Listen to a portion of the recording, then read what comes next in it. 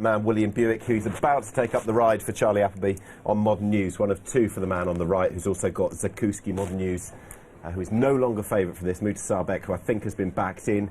But good to see that William Buick is able to take up this ride after that, well, pretty horrendous incident in the first race. Right, Mutasabek 6-4 for the Diamond, Modern News 5-2, 11-2 McGallen, Zakuski 8-1, 12-1 Final Sant, Escobar 16-1. 8-year-olds actually not a bad record in this race of late. Mutasabek backs in with Modern News going the other way, Dave.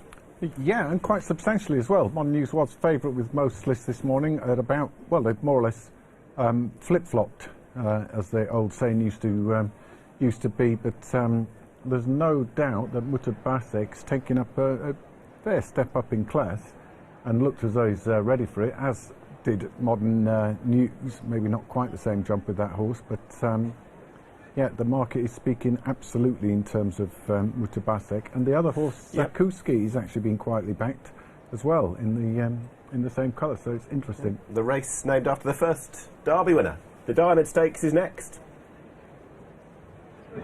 Well, Nick, as you and Dave were saying, isn't it great to see William Buick back in the saddle after that potentially pretty horrible incident before the first race.